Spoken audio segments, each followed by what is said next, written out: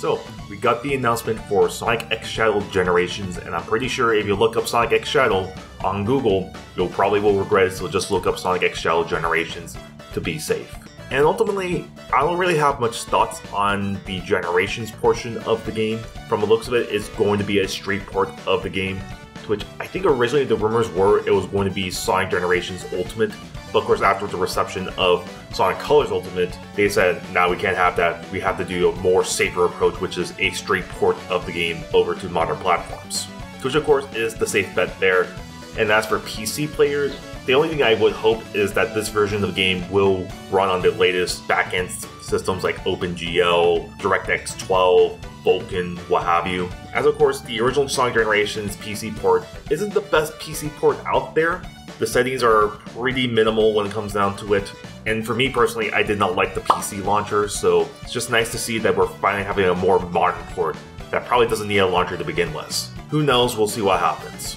And I think aside from that, the only reason I'm not too excited for this port is primarily because, in regards to modern ways of playing Sonic Generations, we have the best way being the PC version. And this is more so for console players to get excited for, because in regards to modern platforms, the only way you can play Sonic Generations is on any Xbox system. You used to be able to play it on PlayStation 4 via streaming, and there was no way you could play it on your Nintendo system.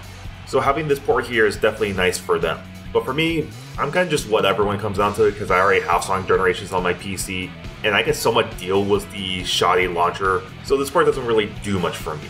And in terms of Sonic ports I would like to see ones that have yet to receive a more modern release, like Sonic Heroes, Shadow the Hedgehog, Sonic 06, Sonic Unleashed. Not because they're quality games or anything like that, but more so just having the accessibility to have these games available to play on my PC or any other console I have.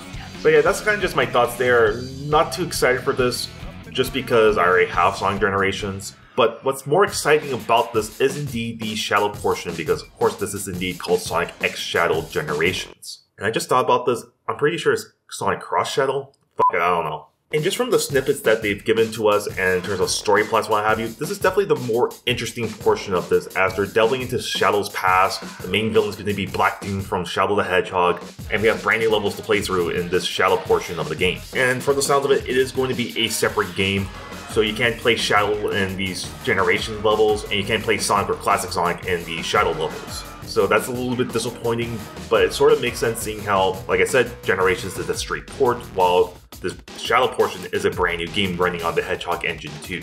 And speaking on that fact, just based on what fans have been able to discern from what they've seen from Sonic X Shadow Generations, as in the Shadow portions, it seems like Shadow's physics are very highly based on how Sonic controlled in Sonic Frontiers. Level design seems to be more in line with Sonic Forces.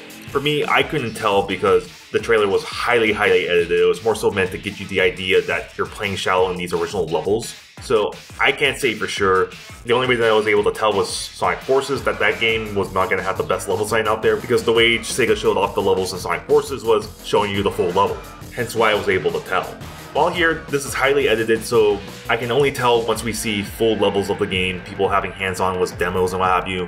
If we see that, I'll let you guys know what I think about the levels. But for now, I don't really have much to say in regards to that. And going back to the story, like I said, this is definitely the more interesting thing here, because they're bringing back Black Doom, they're delving into Shadow's past, which the last time they even thought about talking about Shadow's past was in Shadow the Hedgehog, because in Sonic 06 they moved on from Shadow's past, and then the meta era, they did nothing with Shadow's past. So it's just finally nice to see them delving back into a story arc that I felt they were probably never going to visit ever again. Which I would assume that more so has to do with Ian Flynn trying to convince the writers of Sega over in Japan to go back to this topic of Shadow's memories. And in regards to Ian Flynn, I'll have to let you guys know, I think his writing style is okay. It does go a little too much of, oh, do you remember this time? Do you remember this time? It's fine, it's better than what we had with Ken Pontac and Warren Braff, so I'll take it at the very least. And ultimately, I hope we get better stories overall when it comes down to Sonic games in the near future. But it's also clear to me, the main reason we're getting this Shadow portion in Sonic Generations is because we have an upcoming third movie starring Shadow the Hedgehog due out in December. And seeing how this game is coming out in autumn, obviously they want to remind you, hey, we have this third movie coming out, so you better go on and watch. And it's very clear to me the main reason to why Sega is now pushing Shadow the Hedgehog, why Sonic the Hedgehog is now a main focus again, we're getting Sonic games every year now, is because the The Sonic movies have been very successful, and Sega wants to capitalize on that success. If it weren't for the first Sonic movie, we wouldn't have gotten Sonic Colors Ultimate in 2021. Sonic Frontiers would have taken even longer to come out in my personal opinion, seeing how that game probably wasn't a priority for Sega. We wouldn't have Sega work with Arcest to make Sonic Superstars, and of course we wouldn't have a brand new port of Sonic Generations with a shadow portion tacked onto it. So yeah, if it weren't for the Sonic movies, we definitely would have seen the pipeline for Sonic slow down even further, in my personal opinion. And Sega probably would have focused on games like Persona or Yakuza. Well, I know it's called Like a Dragon, but I'm too used to calling it Yakuza. And finally, before we leave, I just want to talk about the price of this game. And personally, I think they're probably going to aim for a $40 asking price. That's kind of just my gut feeling on this, but they probably could go higher. I could see this for $50, or hell, I could see it for $60, seeing how Sega's now charging $70 for games now. If they really want to push it, I could see them charging $60 for this. But my gut feeling is telling me $40. I would like the price to be a bit lower, but $40 is fine to me in my opinion. But other than that, like I said, not too excited for the Generations portion. The Shadow portion is very interesting, and it's just clear to me because of how successful the movie franchise has been. This is why we're getting more and more Sonic games.